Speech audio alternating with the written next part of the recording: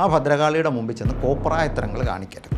അടിയപ്പ കിട്ടും, തൊട്ട കൈക്ക് അടിക്കണം. ദേവിയെ ഇരുത്തേണ്ടത് കിഴക്കാണോ പടിഞ്ഞാറ്റാണോ വടക്കാണോ എന്നുള്ള കാര്യം നമ്മൾ ശ്രദ്ധിക്കണം. അത് അത്യുഗ്രമാണ്. അത് മധുമാംസ മദ്യം കൊണ്ട് നിവേദിക്കാൻ അർഹമായ ഒരു സ്വരൂപമാണ്.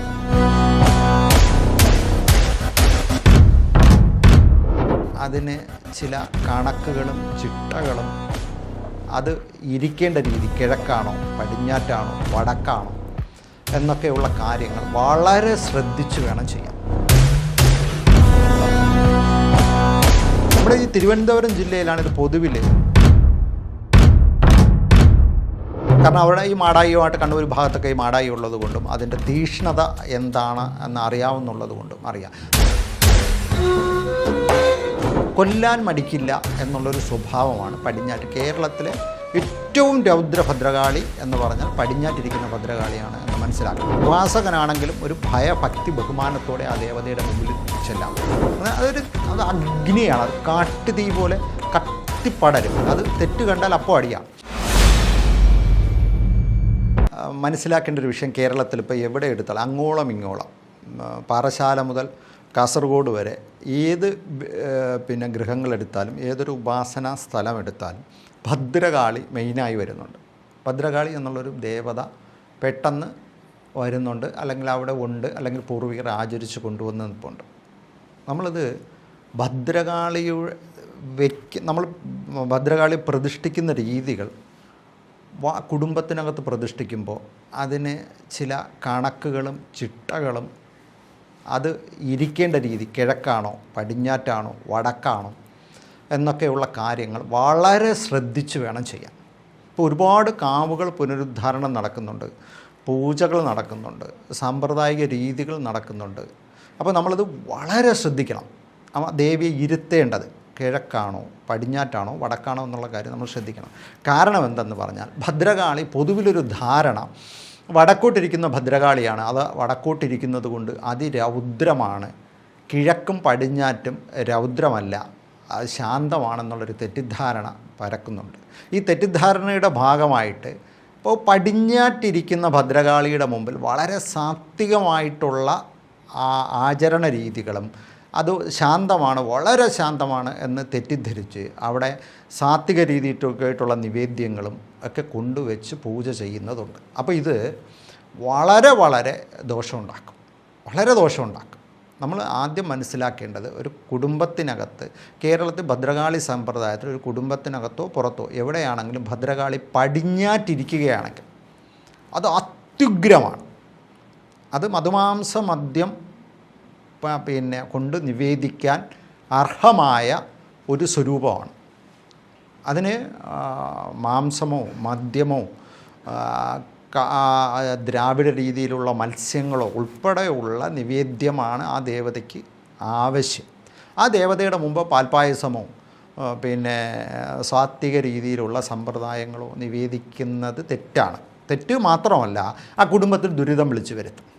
അപ്പോൾ വടക്കോട്ട് നമ്മളിപ്പം നമ്മുടെ ഈ തിരുവനന്തപുരം ജില്ലയിലാണ് ഇത് പൊതുവിൽ, വടക്കൻ മലബാർ ഭാഗങ്ങളിൽ അവർക്കറിയാം പടിഞ്ഞാറ്റിരിക്കുന്ന ഭദ്രകാളി അത്യുഗ്രമാണെന്ന് അവർക്കറിയാം.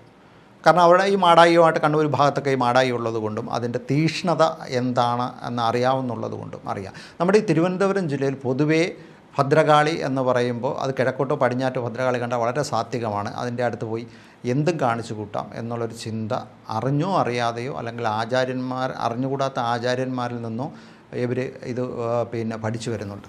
ഒരു കാരണവശാലും അവിടെ കുടുംബത്തിനകത്ത് പടിഞ്ഞാറ്റ് തിരിച്ചൊരു ഭദ്രകാളി ഇരിക്കുകയാണെങ്കിൽ ആ ഭദ്രകാളിയുടെ മുമ്പിൽ ചെന്ന് കോപ്രായത്തരങ്ങൾ കാണിക്കരുത്. അടിയപ്പ കിട്ടും, തൊട്ട കൈക്ക് അടി കിട്ടും. കൊല്ലാൻ മടിക്കില്ല എന്നുള്ളൊരു സ്വഭാവമാണ് പടിഞ്ഞാറ്റ്. കേരളത്തിലെ ഏറ്റവും രൗദ്ര ഭദ്രകാളി എന്ന് പറഞ്ഞാൽ പടിഞ്ഞാറ്റിരിക്കുന്ന ഭദ്രകാളിയാണ് എന്ന് മനസ്സിലാക്കണം. നമ്മളിവിടെ തിരുവനന്തപുരം ജില്ലയിൽ ഇപ്പം പ്രമുഖ ക്ഷേത്രങ്ങൾ പലതിലും ഭദ്രകാളിയെ വടക്കോട്ട് പ്രതിഷ്ഠിച്ചിരിക്കുന്നത് സാത്വിക സ്വഭാവത്തിൽ ദേവി ഇരുത്തിയിരിക്കുകയാണ്. എന്ന് പറയുമ്പം ഒരാൾക്ക് ഹാൻഡിൽ ചെയ്യാൻ, ഒരു ഉപാസകന് ഹാൻഡിൽ ചെയ്യാൻ കണക്കിന് കൊണ്ടുവന്ന് ഇരുത്തുന്നതാണ് വടക്ക് ദർശനം. വടക്ക് ദർശനത്തിൽ സാധാരണ ചെയ്യുന്നത് പുതുതായി ക്ഷേത്രം വയ്ക്കുകയാണെങ്കിൽ വടക്കോട്ട് ദേവിയെ പ്രതിഷ്ഠിക്കുകയും ഈശാന കോണിൽ കൊണ്ടുവന്ന് ശിവനെ പ്രതിഷ്ഠിക്കുകയും അത് കഴിഞ്ഞ് അതിൻ്റെ നേരെ മുമ്പിലായി ഒരു ജലാശയം സൃഷ്ടിക്കുകയും ചെയ്യും.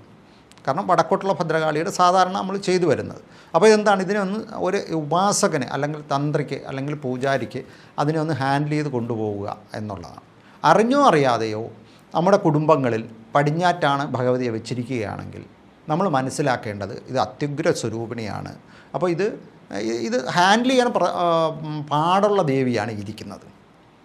അപ്പം നമ്മൾ അതിന് കൊടുക്കുന്ന പൂജാരീതികൾ, അതിനോട് കാണിക്കുന്ന ആ അമ്പലത്തിനകത്ത് അല്ലെങ്കിൽ ആ ക്ഷേത്രത്തിനകത്ത് നമ്മൾ ചെന്ന് കയറുമ്പോൾ എന്ന് പറയുമ്പം പരമാവധി ഒരു ഉപാസകനാണെങ്കിൽ ഒന്ന് കുനിഞ്ഞ് ഒന്ന് വിനയത്തോടെ, ഉപാസകനാണെങ്കിലും ഒരു ഭയഭക്തി ബഹുമാനത്തോടെ ആ ദേവതയുടെ മുമ്പിൽ ചെല്ലാവും.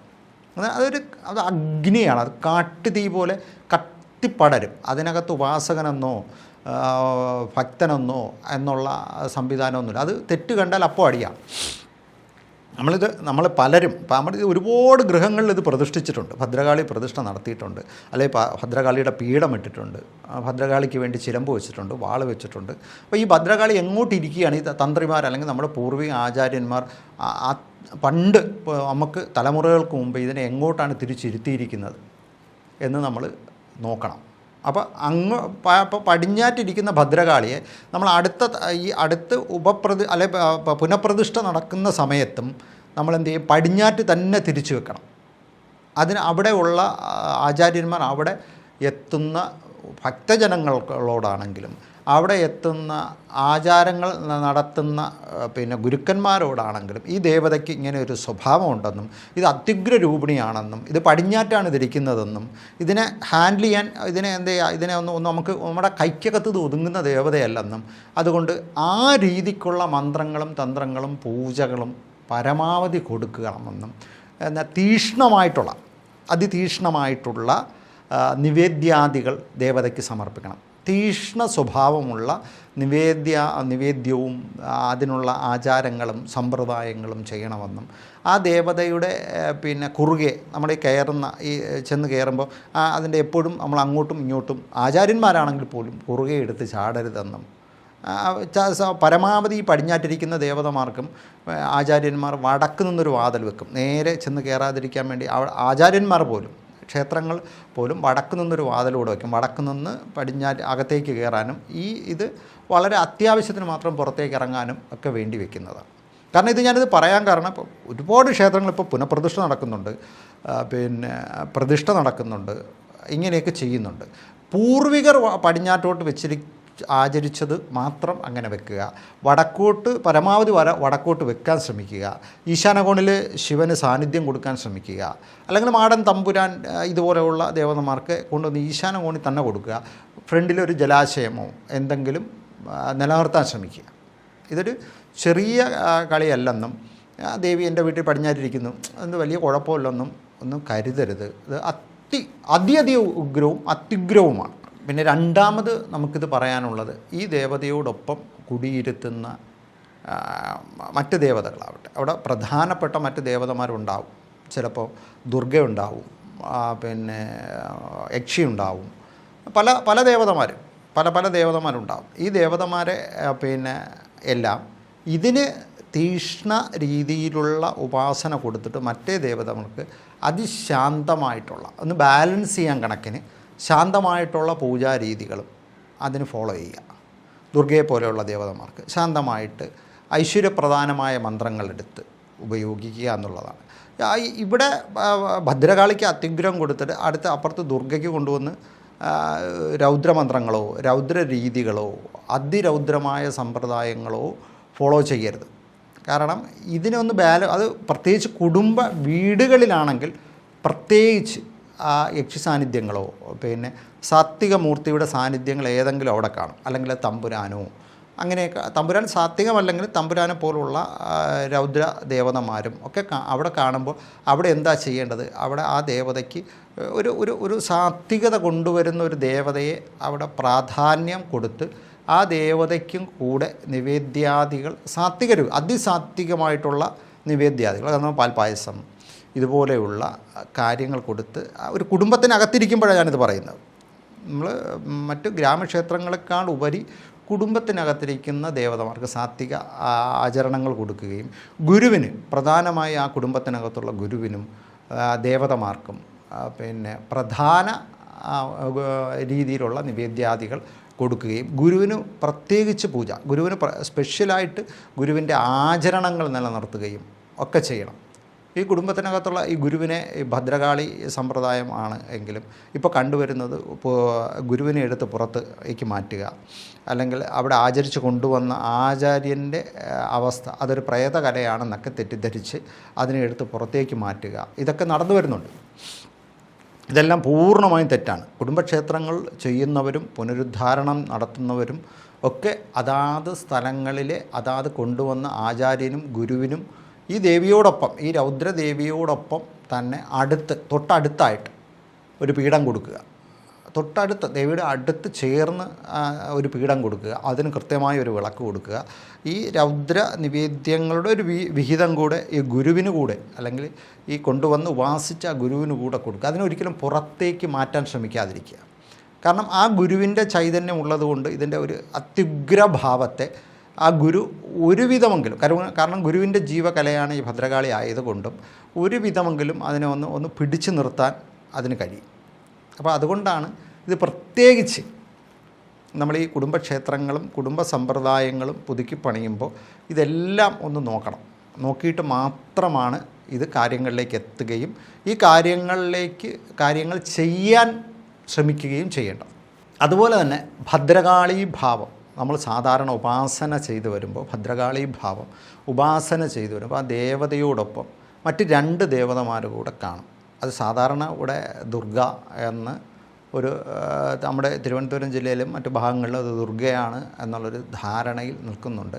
ഈ ഭദ്രകാളി ഭാവമാണെങ്കിൽ ഭദ്രകാളി ഒരു 3 ഭാവത്തിലേക്ക് നിൽക്കുന്നൊരു സ്വഭാവം കാണപ്പെടുന്നുണ്ട്.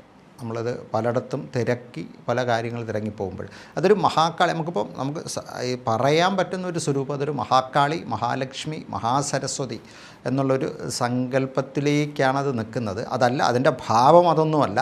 അതൊരു ഗോപ്യമായ രീതിയിലുള്ള ആചരണത്തിൽപ്പെട്ടതാണ്. അതൊക്കെ ഒരു മാടായി സമ്പ്രദായത്തിലൊക്കെ പെടുമ്പോഴാണ് ആ ഒരു സമ്പ്രദായം വരുന്നത്. ആ ദേവതയുടെ പേര് വേറെയാണ്. പക്ഷേ എങ്കിൽ പോലും നമ്മളൊരു ഗൃഹത്തിനകത്ത് ഒരു ഉപദേവത നമ്മുടെ ഗൃഹത്തിനകത്ത് ദേവിയെ പ്രതിഷ്ഠിക്കുമ്പോൾ നമ്മൾ അടുത്ത് ഒരു തലമുറ വന്ന് നോക്കുമ്പോൾ ഇതൊരു ദേവിയുടെ ഒരു 3 ചൈതന്യത്തിൽ കാണുന്നു എന്ന് പറഞ്ഞു കഴിഞ്ഞാൽ അതൊരു മഹാകാളി, മഹാലക്ഷ്മി, മഹാസരസ്വതി ചൈതന്യം എന്നുള്ളതാണ് എന്ന് നമ്മൾ മനസ്സിലാക്കണം. അത് രൗദ്രമാണ്, അത് രൗദ്രമായി മറ്റൊരു സമ്പ്രദായത്തിൽ പെട്ടതുമാണ്. പക്ഷേ നമുക്കത് ഒരാൾക്ക് പെട്ടെന്ന് നമ്മളൊരു കുടുംബത്തിനകത്ത് പെട്ടെന്ന് പറയാൻ ഇവിടെ ഒരു സരസ്വതിയുടെ കലയുണ്ട്, ഇവിടെ ഒരു ലക്ഷ്മിയുടെ കലയുണ്ട്, അതോടൊപ്പം ഒരു ഭദ്രകാളിയുടെ കലയുണ്ട് എന്നുകൂടെ നമ്മൾ മനസ്സിലാക്കിയിരിക്കണം. പല ഭദ്രകാളി ക്ഷേത്രങ്ങളും പൊളിച്ച് നമ്മൾ പുതുക്കി പറയുമ്പോൾ, പ്രശ്നം വെക്കുമ്പോൾ അവിടെ ഒരു ദുർഗയുടെ കല കൂടെ വരും എന്ന് പറയാൻ കാരണം ഈ ദുർഗയിൽ മറ്റ് 2 രഹസ്യ ദേവതകളുണ്ട്. ആ ദേവത ഒന്ന് ലയിച്ചു നിൽക്കുന്നു, ആ ദുർഗ അതിനെ ലയിപ്പിച്ച് നിർത്തുന്നു എന്നുള്ളത് കൊണ്ടാണ്. സാധാരണ ഭദ്രകാളി പൂജയുടെ വിസ്തരിച്ചുള്ള പൂജ വരുമ്പോൾ അതൊരു ത്രിഗുണാത്മികയായി നമുക്കിപ്പോൾ ഇവിടെ നമ്മൾ തിരുവനന്തപുരം ജില്ലയൊക്കെ നമുക്ക് എടുത്തു പറഞ്ഞു കഴിഞ്ഞാൽ നമുക്കൊരു ചാമുണ്ഡി സങ്കല്പം നമുക്ക് ചൂണ്ടിക്കാണിക്കാം. നമുക്കെന്താ കരിക്കകത്തെ ചാമുണ്ഡി, എങ്ങനെ ബാലചാമുണ്ഡി, ഉഗ്രചാമുണ്ഡി, അല്ലെങ്കിൽ ബാലചാമുണ്ഡി, രക്തചാമുണ്ഡി എന്ന് പറയുന്ന ഒരു 3 തരത്തിലുള്ള ഒരു ഉപാസനാ രീതി വരുന്നു. ഈ ദേവിയോടൊപ്പം എപ്പോഴും ഭദ്രകാളിയോടൊപ്പം മറ്റു 2 ദേവതമാരോട് കൂടെ ഒരു 90% കാണും. 90% നമ്മൾ പ്രശ്നങ്ങളിലേക്ക് പോകുമ്പോൾ, പ്രശ്നങ്ങളിലെന്ന് വെച്ചാൽ പ്രശ്നം വെക്കുമ്പോൾ, പ്രശ്നം ആരൂഢിക്കുമ്പോൾ ഒരു 3 ചൈതന്യം കാണും. അതിന് ദുർഗയിൽ ലയിപ്പിച്ച് മറ്റു 2 ദുർഗയിൽ ലയിച്ച് നിൽക്കും എന്നുള്ളതേ ഉള്ളൂ. പക്ഷേ ആ ഭാവം അതല്ല. അപ്പോൾ അറിയുന്ന ഉപാസകന്മാരുണ്ടെങ്കിൽ, ശാക്തേയ സമ്പ്രദായം കൃത്യമായി ഉപാസിക്കുന്ന മാടായി സമ്പ്രദായങ്ങളും 13 ശാക്തേയകാവുകളുടെ സമ്പ്രദായങ്ങളുമൊക്കെ അറിയുന്ന ഉപാസകന്മാരുണ്ടെങ്കിൽ ഈ ഭദ്രകാളി പൂജ ചെയ്യുമ്പോൾ അതുകൂടെ ഉൾപ്പെടുത്തി ചെയ്യുക.